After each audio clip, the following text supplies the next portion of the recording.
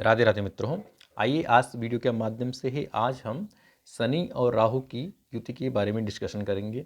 जानेंगे राशियों पे किस प्रकार शनि और राहु की युति जो शुरू हो चुकी है 29 मार्च से, उसका क्या प्रभाव मई माह तक पड़ने वाला है। क्योंकि मई माह तक या दोनों ग्रह साथ दिखाई देने वाले हैं। ऐसे में कुछ ना कुछ प्रभाव तो अवश्य पड़ेगा, क्योंकि शनि राहु दोनों पावर में आ जाएंगे। अप्रैल पूर्वार्ध तक तो सूर्य महाराज इन दोनों ग्रहों के साथ हैं, तो इतना ज़्यादा इफेक्ट नहीं होगा। लेकिन अप्रैल उत्तरार्ध के बाद 14 अप्रैल के बाद इन दोनों ग्रहों का प्रभाव शुरू हो जाएगा।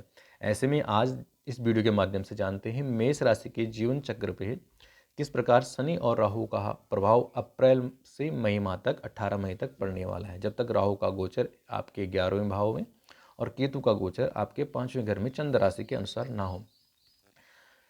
मेष राशि के जातकों के लिए कहना चाहूँगा, आपके जो शनि और राहु की युति हो रही है वो आपके 12th हाउस में चंद्र राशि के अनुसार 12वें घर में हो रही है, और शनि महाराज की दृष्टि आपके रोग भाव में है। 7वीं दृष्टि, 3री दृष्टि धन कुटुंब परिवार में है, और 10वीं दृष्टि आपके भाग्य भाव में है। ऐसे में ही मेष राशि के जातकों को 14 अप्रैल के बाद स्वास्थ्य पक्ष का विशेष ध्यान देने की आवश्यकता पूर्णता होगी। बिल्कुल भी लापरवाही मेष राशि के जातकों को नहीं करनी है। यदि कोई कर्जा लेता है तो कर्जा सोच समझ कर लें, ऋण सोच समझ कर लें। मित्रता बनाते हैं इस दौरान, तो अप्रैल से मई के मध्य तो सोच समझ कर अपने मित्र बनाएं। पार्टनरशिप भी सोच समझ कर इस दौरान मेष राशि के जातकों को करनी है। भाग्य का साथ मई माह तक पूर्ण रूप से नहीं मिलेगा, तो आपको घबराना नहीं है। इस दौरान निरंतर परिश्रम करना है।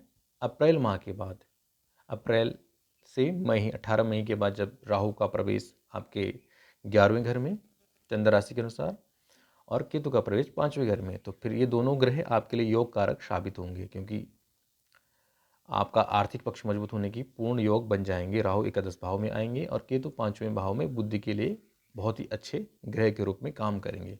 लेकिन तब तक आपको थोड़ा संभल कर चलने की आवश्यकता है, क्योंकि राहु और शनि की युति दोनों ग्रह पावर में आ जाएंगे, तो इन दोनों की युति इतनी अच्छी साथ में नहीं है, नेगेटिव युति है इन दोनों की ग्रहों की। तो कुल मिलाकर ध्यान देने की आवश्यकता होगी। तीसरी दृष्टि शनि आपके धन कुटुंब परिवार के स्थान को भी देख रहे हैं मेष राशि के जातकों को, तो कुटुंब परिवार के साथ इस समय अप्रैल से मई की मध्य आपको उन पर ट्रस्ट करना होगा, भरोसा करना होगा। किसी भारी व्यक्ति की अपेक्षा अपने कुटुंब परिवार का सहयोग प्राप्त करें, उनकी बातें माने, अपने से बड़ों का बातें माननी होंगी। भारी व्यक्ति के बहकाव में इस समय आना नहीं है, क्योंकि शनि राहु की युति है, तो मेष राशि के जातकों की जो बुद्धि है वह भ्रमित भी हो सकती है। तो ऐसे में किसी भारी व्यक्ति के बहकाव में मेष राशि के जातकों को नहीं आनी है। आर्थिक पक्ष से यदि कोई परेशानियां आ रही हैं तो आप मई माह के बाद पूर्णतः सही हो जाएंगे। तब तक आपको अपने फिजूल खर्चों पर नियंत्रण रखना है।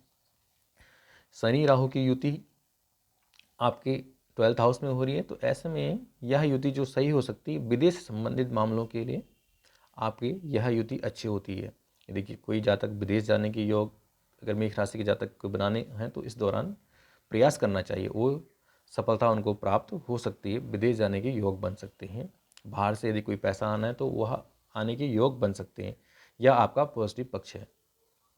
साथ ही साथ आपको शनि और राहु का उपाय अवश्य कर लेना चाहिए अप्रैल से और मई की मध्य, क्योंकि यह दोनों ग्रहों का यदि आप उपाय करते हैं तो यह शनि और राहु की युति आपके लिए अच्छी साबित भी हो सकती है, पॉजिटिव साबित भी हो सकती है।